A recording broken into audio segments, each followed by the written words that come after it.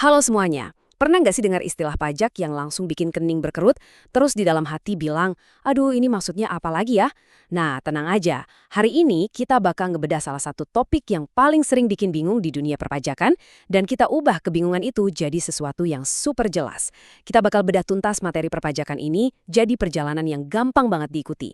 Fokus kita hari ini, PPh Final. Pokoknya, di akhir sesi pembahasan kita ini, Anda nggak cuma ngerti konsepnya, tapi benar-benar bisa ngitung sendiri dengan pede. Serius. Oke, biar nggak penasaran, ini dia peta jalan kita hari ini. Pertama, kita bakal bedah apa sih makna sebenarnya dari PPh final. Terus kita masuk ke kategori dan objek pajaknya. Ketiga, mekanisme pemotongannya kayak gimana. Dan ditutup dengan praktek menghitung PPh final. Simple banget kan? Nah, kita langsung masuk aja ke bagian pertama, makna sebenarnya PPh final. Kata final ini kan sering banget ya kita dengar sehari-hari, tapi di dunia pajak, final itu punya arti yang spesifik banget, dan jujur aja ini justru bakal bikin Anda lega. Kalau di olahraga, final itu kan babak terakhir yang paling nguras keringet ya kan? Penentuan yang bikin deg-degan. Tapi di dunia pajak, final itu justru sahabat terbaik kita. Intinya gini, waktu sebuah penghasilan kena PPh final, itu artinya urusan potong-memotongnya udah sampai garis finish saat itu juga. Selesai, tutup buku. Anda benar-benar udah beres sama penghasilan itu buat tahun tersebut, nggak perlu ada hitung-hitungan atau pengkreditan lagi di akhir tahun. Keren banget kan? Biar lebih gampang, coba bayangin PPh final ini tuh ibarat beli tiket bioskop. Anda beli tiketnya, dipotong sama petugas di pintu masuk, Anda nonton filmnya, dan udah, kelar. Anda nggak bakal ditagih lagi dong pas keluar bioskop. Penghasilan ini nggak bakal diutak-atik lagi di SPT tahunan Anda. Beda cerita nih sama PPh non-final, di mana semua penghasilan Anda bakal digabungin di akhir tahun dan bisa kena tarif progresif yang lebih tinggi sesuai pasal 17 ayat 1. Benar-benar beda jauh, dan sistem sekali bayar selesai ini ngebantu banget ngehindarin sakit kepala pas nyusun laporan akhir tahun. Lanjut ke bagian kedua nih, kategori dan objek pajak. Kalau udah tahu enaknya konsep sekali dan selesai tadi, pasti mikir dong, kira-kira penghasilan kayak gimana aja sih yang dapat keistimewaan ini di dunia nyata?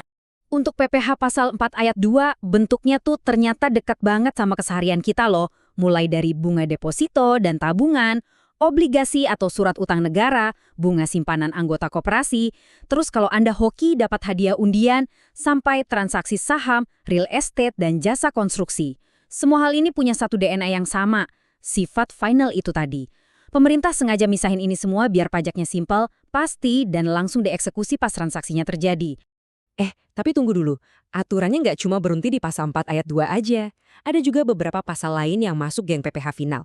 Misalnya nih, pasal 15 yang pakai norma hitung khusus buat UMKM, terus pasal 17 ayat 2C buat dividen dalam negeri yang pajaknya mentok di 10% aja, ada lagi pasal 19 buat selisih revaluasi aset, pasal 21 buat penghasilan jasa tertentu, pasal 22 untuk impor barang mewah, sampai pasal 26 buat penghasilan wajib pajak luar negeri. Iya sih, daftarnya kelihatan panjang banget. Tapi nggak usah pusing, pegang aja prinsip dasarnya. Dipotong sekali, kewajiban selesai, gitu aja. Nah, sekarang kita masuk ke bagian ketiga, mekanisme pemotongan pajak. Teorinya kan udah jelas nih, tapi di lapangan praktiknya gimana? Uang pajaknya disetor ke kas negara lewat cara apa sih? Gampangnya cuma ada dua jalur. Jalur pertama, dipotong pihak lain. Ini tuh ibarat autopilot. Pihak yang ngasih Anda duit yang bakal motong pajaknya, terus Anda tinggal duduk manis dapat bukti potong. Jalur kedua, disetor sendiri. Nah, di sini Anda yang ambil kendali penuh.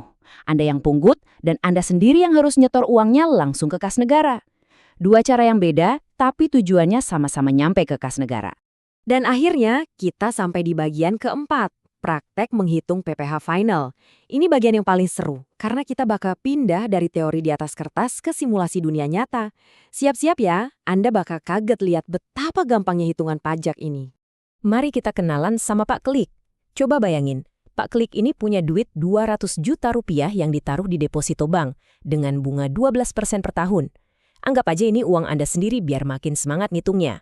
Nah, pertanyaannya, berapa sih PPh final yang harus dibayar dari bunga deposito ini? Jawabannya 20%. Yap, sesuai aturan pasal 4 ayat 2, tarif buat bunga deposito itu 20%. Kesannya gede ya? Tapi coba kita bedah gimana angka ini bekerja di hitungan aslinya setiap bulan. Tenang, hitungnya cuma butuh 3 langkah simpel kok. Pertama, kita cari tahu dulu bunga bulanannya.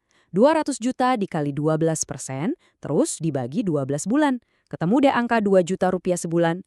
Langkah kedua, kita masukin tarif pajak 20% tadi. 20% dari 2 juta itu 400 ribu rupiah. Nah, ingat mekanisme autopilot tadi kan? Pihak bank bakal otomatis motong 400 ribu ini tiap bulan. Jadi, buat total pajak 4,8 juta setahun, Pak Klik udah nggak perlu pusing ngitung ulang di akhir tahun. Bersih, praktis, final. Gimana kalau skalanya kita gedein ke level korporat? Anggaplah ada perusahaan namanya PT Jaya Makmur.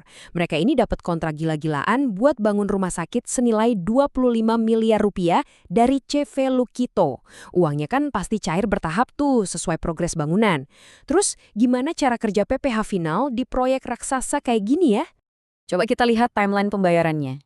Tanggal 15 Juli 2020, cair deh uang muka sebesar 5 miliar.